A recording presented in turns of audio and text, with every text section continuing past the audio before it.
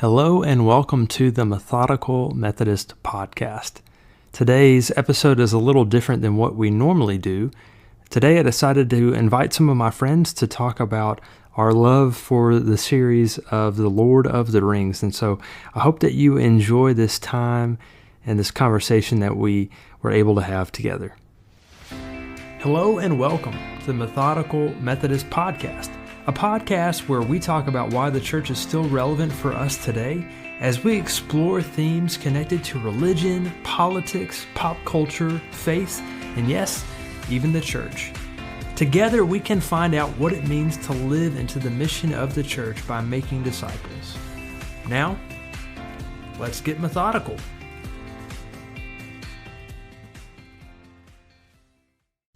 Hello everyone, I am your host, the Reverend Andrew Lay, and I am excited to spend this time on the podcast today. If you like the show, hope that you might take a minute to subscribe, rate, and write a review for the podcast. It helps to boost the show and make it to where more people can find it. You can also find me on Facebook at facebook.com/methodicalpod, and you can find me on Instagram as well. My handle is @methodicalpod, so be sure to check me out. Well, I'm glad to have my good friends Matthew Huff and Scott McPherson on the podcast today as we talk about this series that we love so much by J.R.R. Tolkien, The Lord of the Rings. Thank you guys so much for joining me on the podcast today. Oh, happy to be here. It is my honor, Andrew Lay. I think every time we get together, at some point in the conversation, it makes its way to the Lord of the Rings. We seem to always kind of talk about our love of this book series and this movie series. That being said, none of us are authoritative scholars on the subject by any means. Nope. But I thought it might be fun to just record us talking about this series and why we love it so much. So let's just jump right in. What do you love most about this series? And what is it about this story that really draws you into it? You can go first, Scott. Yeah, you go first, Scott. Well, thank you. I first was introduced to the series through the books. That's where I fell in love with The Hobbit at a very young age. But, there's just so much adventure and, heroic actions and great characters. A great timeless story of good versus evil. I love the fact that the most unsuspecting creature in the entire story is kind of the one who dictates and ends up saving the day. It's just a really, really cool, and Tolkien just made such a fascinating world and complete world, which I think is really, really amazing. Yeah, definitely.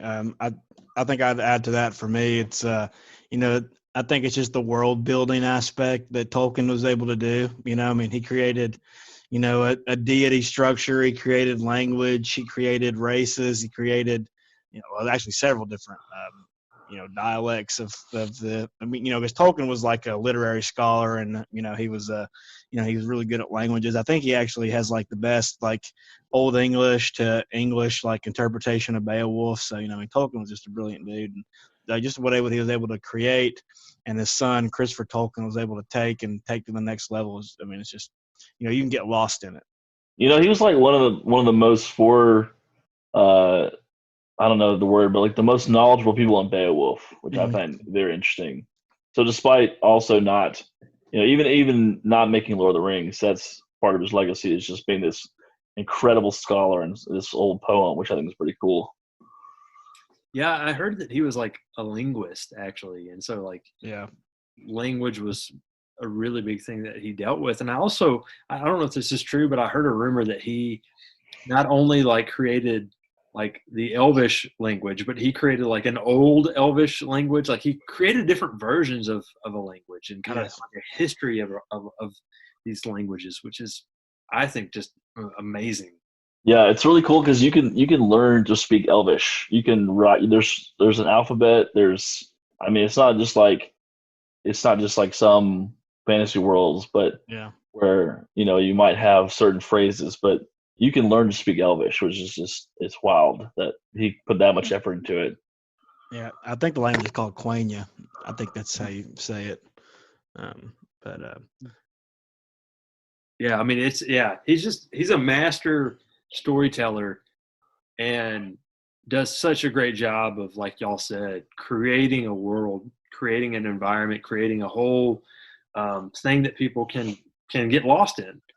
And I think we've all experienced ways in which we've gone down some rabbit holes and spent a lot of time studying certain aspects of his world that he created because it's so fascinating and goes so deep. yeah, Um, definitely. And a lot of people, they kind of, like a lay person, as you will, no pun intended, Andrew. But a lay person in Lord of the Rings, because there's always all these people, and they're like, oh, I love Lord of the Rings. I'm like, oh, have you read the books? And they're like, no, but I love the movies. I'm like, listen, that's level one.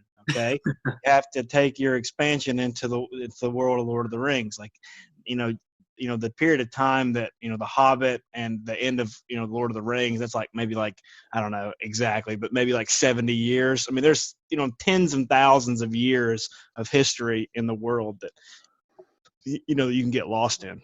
yeah, pretty remarkable. J.R.R. Tolkien have a great quote from him. He said, "I am, in fact, a hobbit in all but size. I like gardens, trees, and farmlands. I smoke a pipe and like good plain food. I like and even dare to wear these dull days ornamental waistcoats. I am fond of mushrooms out of a field.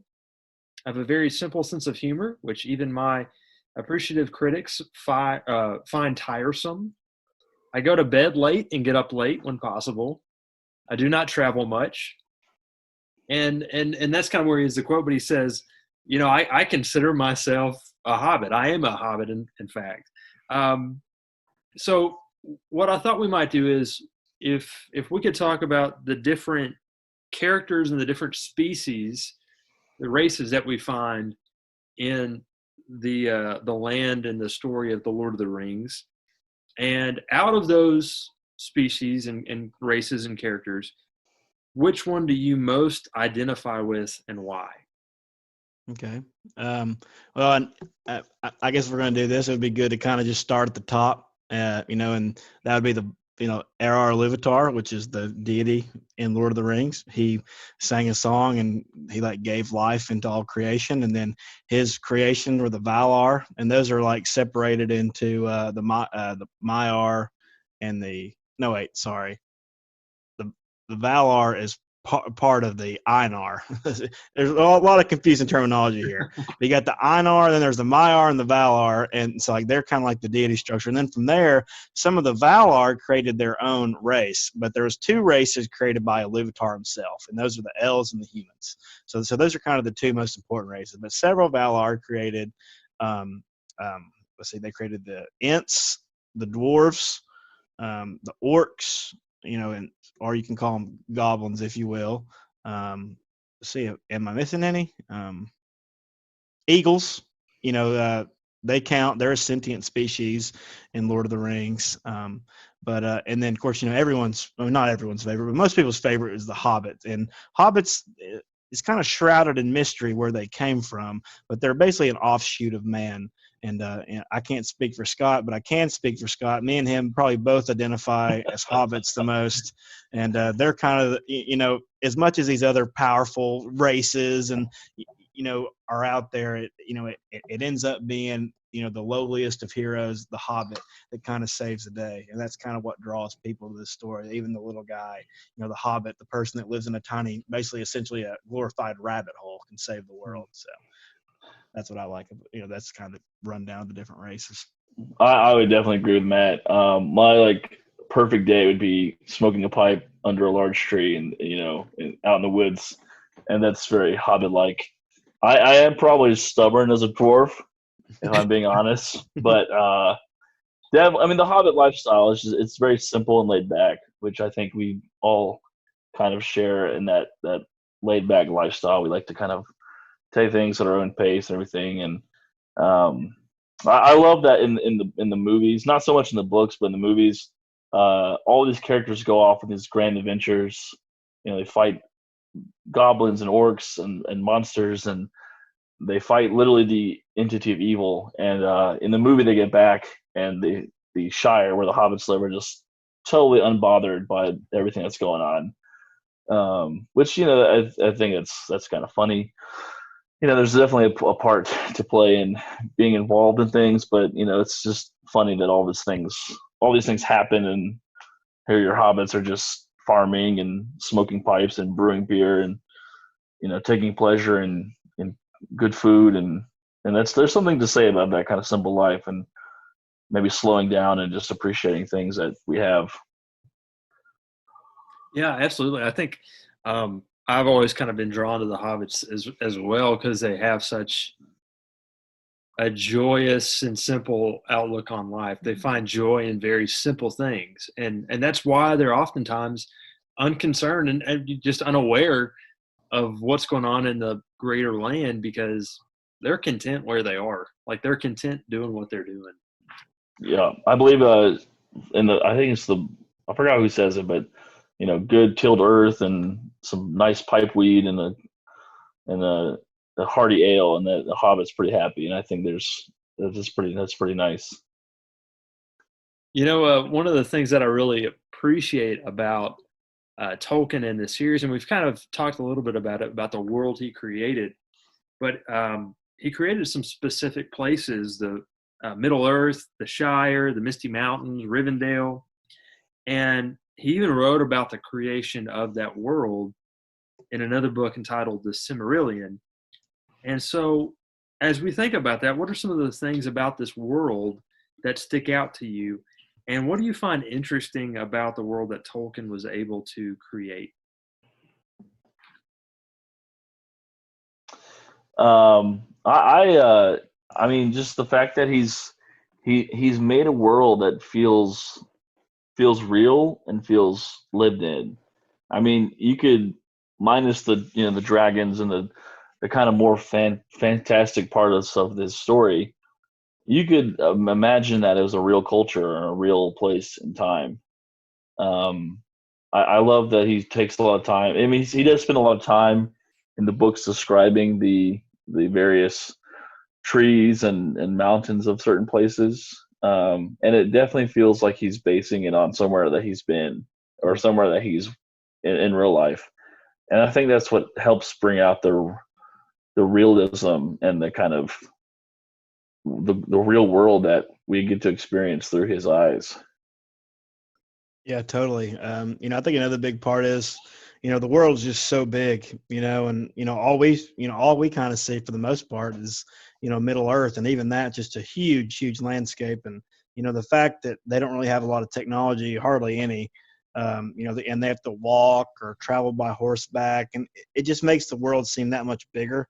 Because a lot of times when you're in a car, you're just driving through a place, but when you got to stop and rest your horse, when you got to stop and eat in a tavern, and stop and make a camp, even if you're on top of weather top, and the ring racer right behind you, just kind of it's just such a big expansive world, and it's just a beautiful place. I wish I lived there. Yeah, it looks a lot like New Zealand, I think. Yeah, for some reason I think that's true. So kind of a follow-up question. What do you find characteristic of each little community in the different areas of Middle Earth? So, for example, you have the Hobbits who live in the Shire. How is each specific in terms of the culture and the residents? So, in other words, can you kind of explain where each of the residents live and what that kind of looks like, and what makes that area different than the others? Okay.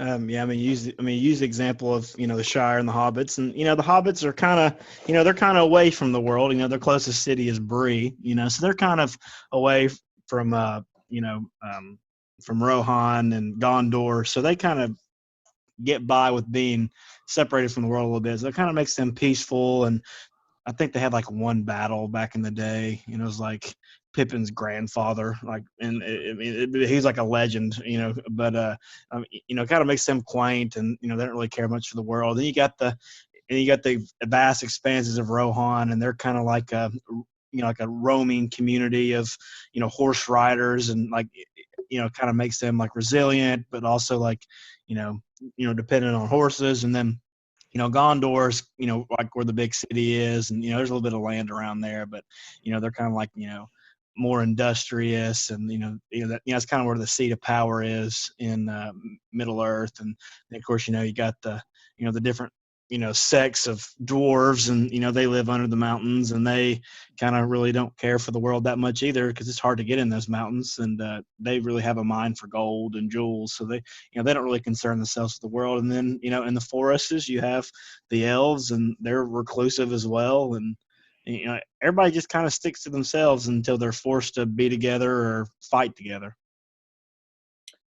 Yeah, I think that's what makes the Lord of the Rings a neat story too, is because you have almost a representative of each of these areas come together to go to Mordor, this kind of area where there's the goblins and the orcs, and kind of where evil is inhabited. I enjoy that also, the kind of the land that these characters live in. It also has an effect on their culture's personalities, right? The Shire is more roaming farmlands, soft woods, which the Shire folk tend to be farmers, and they like to till in the earth and stuff like that.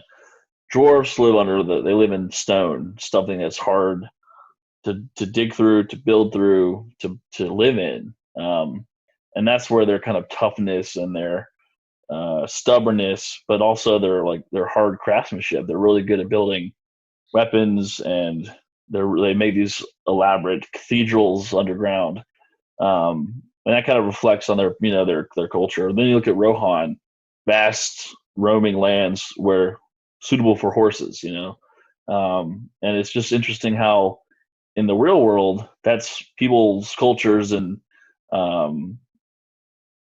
types of ways of living were very affected by the way they lived in, like the area they lived in. So it's just kind of a unique way Tolkien put a real world touch on his stories, like he always does. For sure. As we think about how our environment kind of shapes who we are and the culture that we have, it's interesting to think about one character who is shaped over time, and that's the character of Gollum, who I think is one of the more complex characters that we see. We find out that he was once a store hobbit, Stoor. That's how you say that. He was of the river folk, and originally named Smeagol. And over time, he is corrupted, and he becomes obsessed with this ring that really becomes central to the story. And we also see that that orcs were originally elves that had been corrupted as well. So what do you think the story of Gollum tells us about humanity, and what lessons might we learn from looking at his story and this idea of corruption? I think Gollum is just he's a great character, despite the fact that some would say he's evil, but I would say he's motivated by something that's uncontrollable. But to me, it's that lust for something that you can never attain, or something that's never going to give to you the thing that you need from it. And it totally poisons Gollum. I mean, he's a very small creature with he's pale, and he lives in underground, and it's just the type of power the ring has held over him.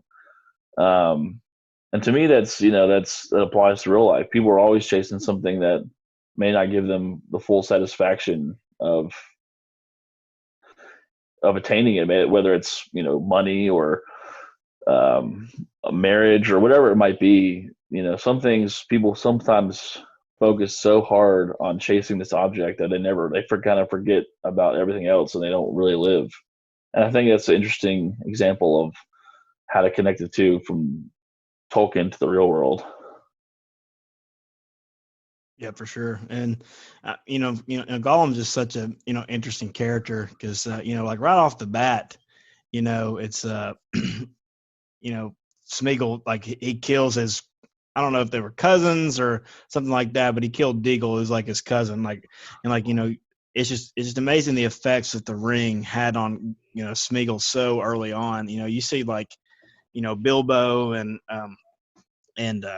Frodo, it's kind of a gradual thing that, the ring corrupted them. But for, Smeagol, it was really quick. And, it obviously made him this grotesque, creature. But, sort of, during the Lord of the Rings trilogy, you kind of see like a redemption arc for Smeagol. Like, he kind of is winning over him, his other self for a little bit, and gets Gollum kind of out of the way. But, the ring just keeps coming back and back. And that's just kind of like, society, it's,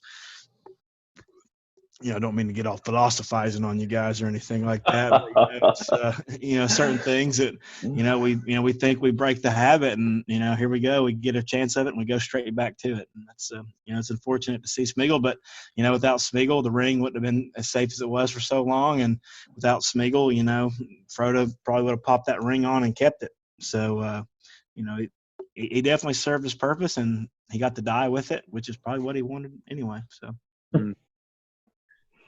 Scott, you said something that kind of made me think.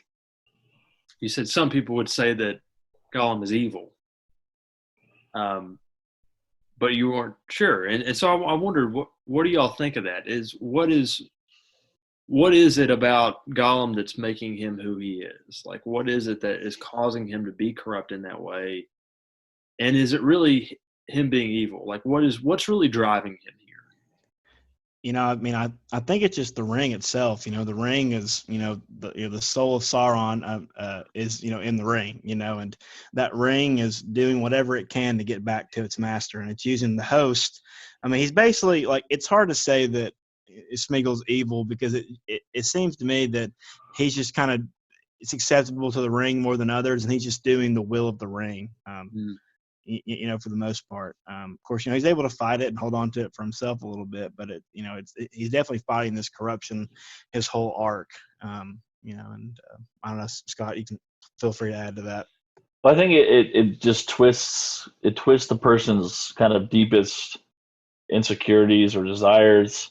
If you look at the character Boromir, played by the excellent Sean Bean in the movies, Boromir is one of my favorite characters, but in a lot of people's minds, he's kind of seen as a bad guy or a villain, especially in the first movie, because he wants the ring, but then you kind of realize that he wants to only protect his people and live up to his father's very lofty expectations of him, and that ring just twists and corrupts that Boromir wants to do for good and protect his people and be strong and everything, and it just finds those little weaknesses and twists them just enough to where that Boromir wants the ring for himself, and he might have killed Frodo for it, which I think is just a very interesting, and that's how it affects everybody.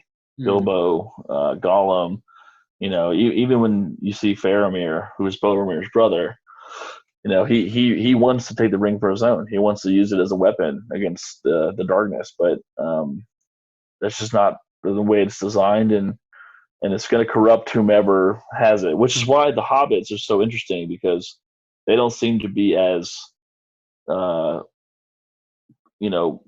holden to its power as every other creature does, which is really interesting. And that's why, the Hobbits being the kind of the main part of the story is so interesting, because the ring doesn't seem to have as much of a hold over the Hobbits as everybody else. Oh yeah, for sure. That really makes me think of two specific scenes that are played out, I think, really well in the movie. The first one is when Gandalf sees a ring. He quickly gives it to Frodo, and then you see Frodo try to offer it back to Gandalf, and Gandalf is very quick to say, no. Like, I can't, don't tempt me with that. Oh yeah, for sure. Yeah. And he realizes that even though he might have the best intentions with that ring initially, over time he would be corrupted by it. Yeah, definitely. And and that kind of happened with the Lady Galadriel as well. People like Galadriel and people like Gandalf, and sort of to a lesser extent, Saruman, like, they think they can use like the ring's trying to tell you, hey, you can use this ring, you can be powerful, but like the ring is just a liar, and like the ring is like the only person it really works for is Sauron, and kind of extended universe here, like going into the weeds, it's Celebrimbor too, just a little bit, because Celebrimbor and Sauron crafted the ring like thousands of years ago. But anyway, that's few and far between. Yeah, I mean that I think that scene with Galadriel, which was the second one that came to my mind, was an interesting one, Matt, and you mentioned it too, because like she kind of overcomes the initial power, right? Yeah, she gives herself kind of a pat on the back, but I watched that scene in the movie because I watched the movies before I read the books, but I watched that scene and just was like, poor Frodo had to go through that scary moment with her. Oh yeah, Yeah. Yeah, I mean, just to prove that she could, Yeah, when I was a kid, that scared the crap out of me. Like that was like when I first saw it, that was terrifying. Oh yeah, and you see a little scene moment too with Bilbo where he, and that kind of scared me too. I don't know if you guys remember where he kind of reaches for the ring from Frodo and kind of has that same look. Yeah, he's like sharp teeth and stuff. Very scary. You get that glimpse of how that ring can so quickly corrupt you. Oh yeah. And so as we think about Gollum and corruption and evil, one thing that I think is one character that I think is really the essence of evil is Sauron in the land of Mordor. Yes. So what do you think about this character? What do you make of this character? How do we see evil lived out through this character? I mean, Sauron is almost literally the epitome of evil. He is cruel and has a lot of malice, and his really only goal is to cover Middle Earth in darkness and rule as its dark supreme overlord. So there's not a lot of redeeming qualities for your boy Sauron, but you see that. You see that in just the physicality of the landscape he lives in. It's bleak. It's very smoky. Looks rotted. There's not a lot of trees or greenery. I mean, his essence is literally housed in a volcano, which is typically a destructive force. That thing, nothing really good comes from a volcano. But and that's his goal. So just the fact that the land he rules over is so disgusting and gross. That just shows how evil he is, and how much his evil seeps into his kingdom.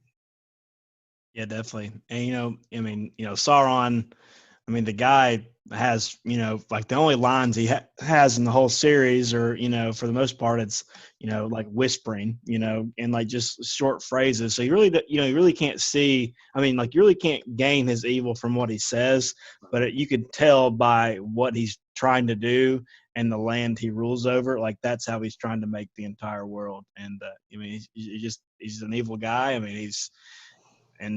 He's not even the most evil guy in the whole, Lord of the Rings universe. He was the chief lieutenant of Melkor, or Morgoth, as some like to call him. But that's again going into the weeds. But they both have the same vision, is to basically cause discord and cause imbalance to the world that Iluvatar created, and that's their only goal.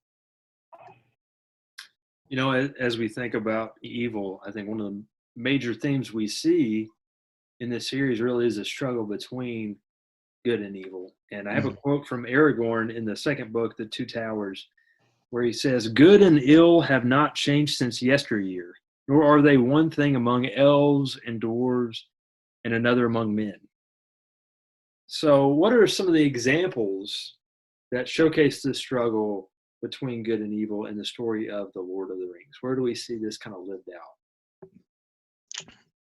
Scott mentioned Boromir earlier. You kind of see, like pretty much every time you see someone like contemplating like taking the ring from Frodo, that's kind of like a power, like, can your good overpower your evil in that moment? Like, is temptation, is desire, like, can it trump your goodness? And, a lot of times, people fall. And, and another example, we see Saruman. Saruman was, he's a Maiar, and he came to the world to try to help. And even someone as good as him and as pure as him, like basically like a demigod, is corruptible to evil. And we see it play out several times. Like, elves were twisted and made into orcs, and even in the Hobbit, we see Thorin, succumbing to greed as well. There's definitely a lot of. It seems like a lot of Tolkien's main sins are greed and power. That's kind of like the root of evil to Tolkien a little bit.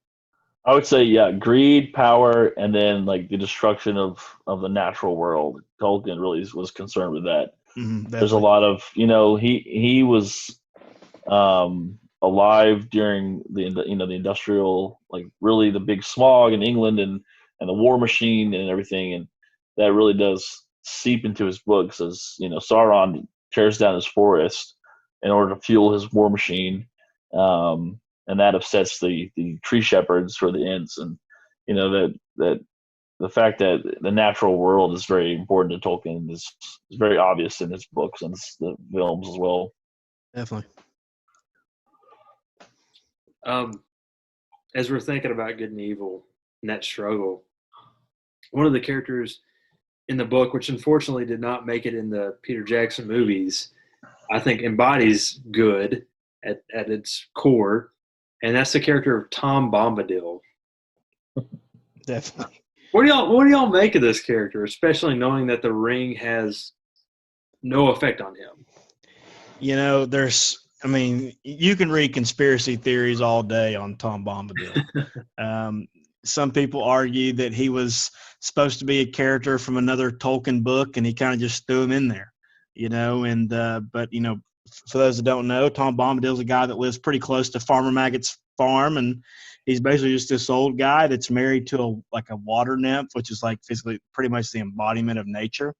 And there's one point in time where Tom has the ring, and he's like, and just kind of throws it away. So he's not really attached for the world. And some people argue that he's the Iluvatar, in human form, just kind of chilling and being weird. He's a weird character, and I kind of understand why Peter Jackson didn't put him in the movies, just because it would confuse people to beyond belief. But it's a very odd thing to just throw in the beginning of a book and never return to ever again. Yeah, he doesn't make any other appearances. It's pretty bizarre, and he's just such a weird character. And like if Peter Jackson basically did like a page for page like Lord of the Rings book, they'd be 15-hour long movies. And I would love it. But Tolkien will spend 3 pages explaining trees. Yeah. And not even the ones that can walk around. Just his level of detail and like what he put in the books is incredible. And Tom Bombadil just seems like a really odd bird to me, for Tolkien style, because he doesn't make any sense. I got 2 thoughts on Tom Bombadil. One, if you're a person who's never read the books, I encourage you to do so. But just know that the books will pick up after Tom Bombadil leaves. Like, if you're reading the books, you're like, why is this in the book and what's happening? Just power through it. And then the books really they follow the movies for the most part pretty accurately. Second thing, there's an excellent bluegrass song by Nickel Creek called In the House of Tom Bombadil. It is excellent. Please give it a listen for all those people listening. That's awesome. That's interesting that you mentioned music when you talk about him, because that's pretty much all he does. Like, he only sings when he talks. Like, that's all he does, really, it seems, in the book. He's singing verses, he's singing songs the whole time he's interacting. So yeah, super strange character. Don't really know where he comes from. Don't really even know why he is in there. But I've also heard some folks say, well, if there's no effect on this ring, why not just give it to him? Why not, or let him destroy it, or let him just hold on to it? Yeah, definitely. And I think in the Council of Elrond, Gandalf kind of dismissed that. He's like, listen, the ring doesn't have any power over Tom, but also he doesn't have any power over the ring. It's not like he can just crush it, and like Elrond even, I think he says he's a strange creature or something like that. Like even the people in the world don't know what to make of him. Like they know he's super old, and that's pretty much it. That's pretty much all they know about him. He's an odd character. He's a really quirky character, and I mean, if you're going to put him in there, I wish they kind of would have expanded upon him at some point, or, but now that Christopher Tolkien's dead, I mean, I don't think anybody's got the authority to even say anything about him anymore. No, I say just leave it kind of as is and let it Yeah. be a strange little detour from the story, Mm-hmm. and then just move on. Yeah, he's definitely mysterious. You don't get any closure on that part of the story at all. Yeah. Um, but I think super fascinating character. Oh, for sure. Yeah, there's a lot going on with him, but it's just how do you quantify any of it? Yeah. Well, I think one thing that we can hopefully quantify and talk about it maybe with a little bit more knowledge is the friendship that we see between Frodo and Samwise Gamgee, which is really central to the story. They're traveling together to destroy the ring along with two other hobbits, although these are the two that really remain together throughout the story. And we actually see some ups and downs in their friendship, partly because of Gollum. But what qualities do you see in this friendship, particularly when it comes to Sam? And what skills and attributes does he have? And then where do you see maybe some shortcomings? Yeah, I mean, I think Sam's definitely the, one. I mean, in my opinion, Sam's like the hero of the story almost. I mean, sure, Frodo's the ring bearer and all that stuff, but Sam is like basically drives him to Mordor. Sam's loyal, and early on, it's kind of more of like, like, I mean, I'm sure they were friends, but like I think like Sam might have been his gardener. So, there's like an employer-employee relationship kind of started out. And there's always sort of like a respect for Mr. Frodo because, the Bagginses and, in the Shire, like, they're kind of like a richer family, so they have, people working for them. But, Sam's just a, good guy, and he's, loyal to a fault. And if it wasn't for basically Frodo, like forcing him to not be a part of the group anymore. And then, even that, like Sam, realizes that Gollum has been deceiving him the whole time and goes back to try to save Frodo. I love the friendship between it's more of a bromance if you're being honest. There's a lot of people who, but yeah, it's a great friendship. And even one of my favorite parts of the book is when Sam and Frodo are in Mordor finally after pages and pages and pages of trial and tribulation, and they're pretty defeated and they're hiding in this little, and Sam looks up and sees a single star shining through the smog and the filth and the smoke, and he says that, I'm paraphrasing obviously, but even the smallest amount of light can shine through the darkest and grimiest smoke, fog, darkness, whatever there is. And that's a really great moment for Sam because, it's at this point they're about to give up, but Sam still has this hope and this optimism to keep going, keep pushing. And I think that's one of Sam's great qualities. I do feel like that he's, he can be pretty insecure. I don't think he really believes in himself all the time. For sure. And that definitely plays into the fault of why Gollum can convince Sam to leave and, or convince Frodo to turn Sam away, because sometimes Sam doesn't, you see that when he wants to flirt with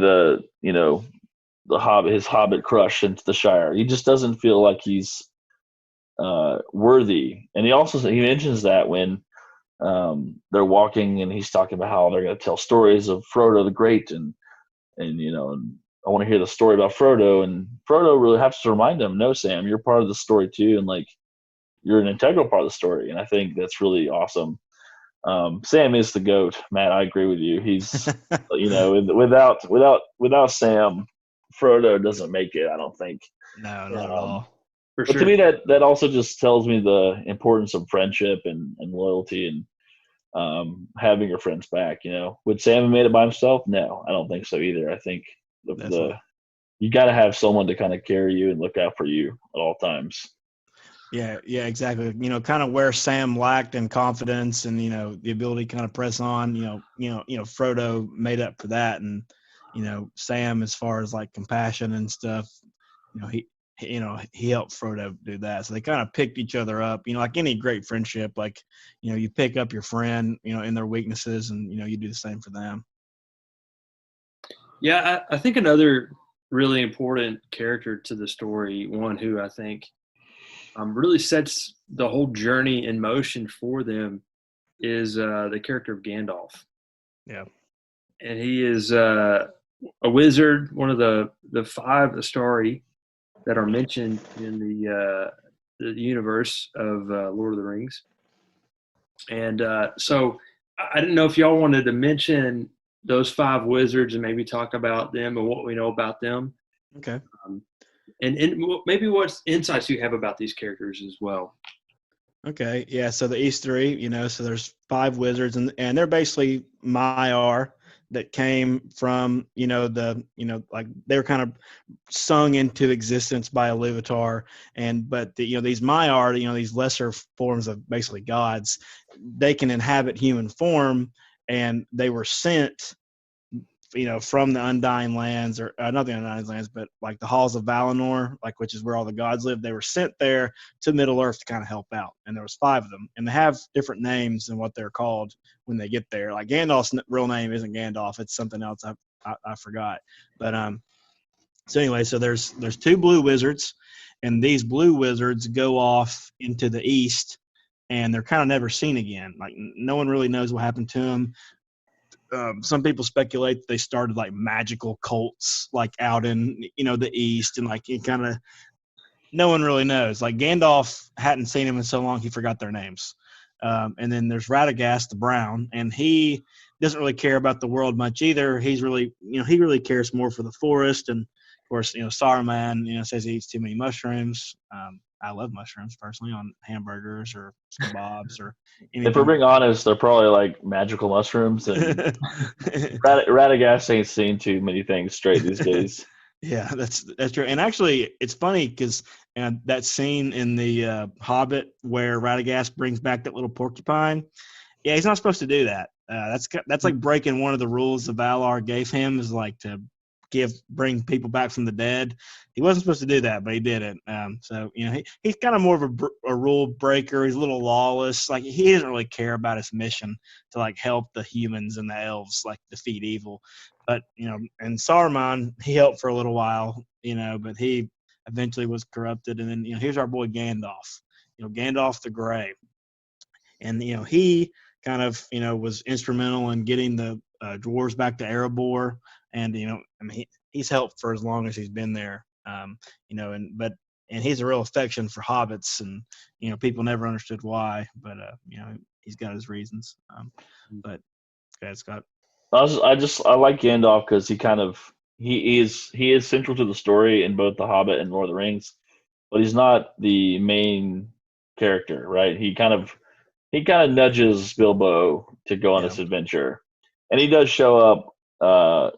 He shows up quite often to save the day. To save the day, which is great. Yeah. And then the Lord of the Rings, like his job is not to take the ring to Mordor; it's to escort Frodo to Mordor. But then they break off, and he's like, "Okay, the new goal is to combat Sauron a different way." So I love Gandalf. I kind of loved him from The Hobbit. He's a little more silly in The Hobbit. He's not quite as serious, but just that the mentorship, and he always seems to have the right answer for everything, and he's really great. He's the best. Yeah, I think he kind of like knows his role too. Like he knows what his mission is, and he's able to equip other people to live out their mission as well. And I think that's one of the reasons why Gandalf is probably my favorite character. And Scott, he may be yours too, judging because you have a tattoo of him on your chest. But I think we see Gandalf, really expressing some real power and wisdom throughout the story.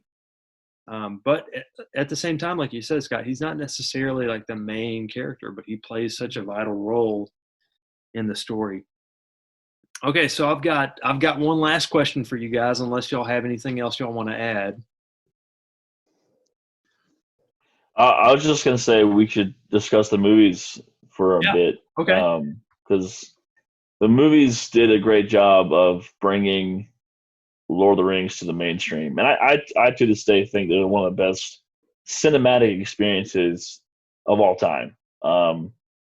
It's just great the way Peter Jackson really poured himself into those films, and all the actors seem to really fit the roles perfectly. So Yeah. They're great. I actually a few weeks ago during the beginning of COVID, me and some friends from work, we did a marathon. Started like 8 a.m, made breakfast, watched all three of them throughout the day. Wow. It was a lot to take in, but man, they're just amazing. They're just amazing things. Oh yeah, for sure. And like, if you're going to watch them, definitely try to watch the extended editions, to try to get as much as you can. I mean, they were beautifully done. Like, honestly, it's like the perfect trilogy. Like I agree. all three movies are perfectly paced. They put enough information in there for the story to be fulfilling, yet, it don't get you down in the weeds, like the books tend to do. But yeah, it's just a beautiful series, and hopefully they never remake them. They have a tendency to remake stuff. Like, what was wrong with the first Lion King? Geez Louise. But, I up 20, 30 years down the line, people aren't just like, hey, we should make Lord of the Rings, but with cooler CGI. It's like, don't fix it if it's not broke. And no, those movies are perfect. Those movies look. I mean, just from a film standpoint, taking away the great story and the characters and everything. I mean, just a marvel to make and create. The amount of detail put into the models and the armor and the giant sets and the locations and everything. It's you don't see that often these days, and so I really appreciate them, especially doing that back in 2019, late 90s to early 2000s when that was such a feat back then. And the music is stunning. I mean, I was just telling you, we were talking about this the other day and how the Rohan theme. I mean, like it makes my hair on the back of my neck stand up every time I hear it. It'll bring a tear to your eye. Or I mean, the Shire theme, when you hear that, you just kind of feel like you're at home. I love it, man. It's great. But yeah, I just wanted to say that the movies they're a great entry. If you don't know anything about Lord of the Rings, they're a great kind of gateway into that. They're perfectly cast. The acting's great. The action's great. Everything's really just they're perfect films, for being honest. That actually leads me perfectly into my last question, which is, what is your favorite scene or moment in movies? Oh man, that's tough. It's tough. I know. Gosh, just give me a second, Scott. If you got it in mind. I was gonna say if I could maybe have like a top 3. Okay. Because I love them so much. I would definitely say the Bilbo's birthday party. I know it's like the very beginning of the film, but it sets the tone of the movie just so perfectly because there's the fireworks and again everyone's kind of having a great time. And I love that scene when he shoots the fireworks and it's great. I also, I don't know, just the when Gimli blows the horn in the Two Towers, and the kind of whole they're in Helm's Deep and the whole castle kind of shakes, and they're getting ready to do their one last ride out. That's amazing too. And then I would say my favorite scene, probably my favorite scene of all of them, is when Sam fights Shelob. It's a great scene for Sam. It's a great, friendship, and he totally overcomes his fears and is absolutely determined to win. And it's a great scene cinematically as well.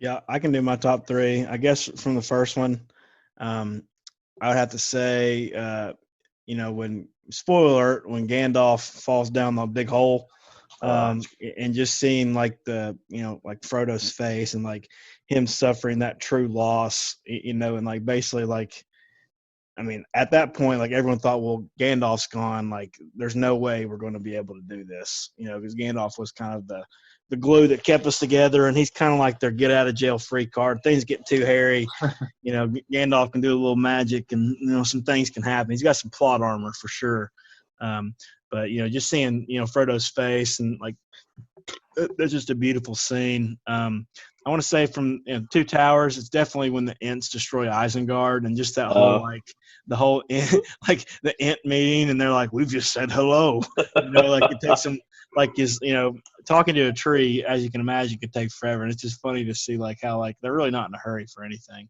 but then they decided to go in all on Isengard and keep Saruman locked up.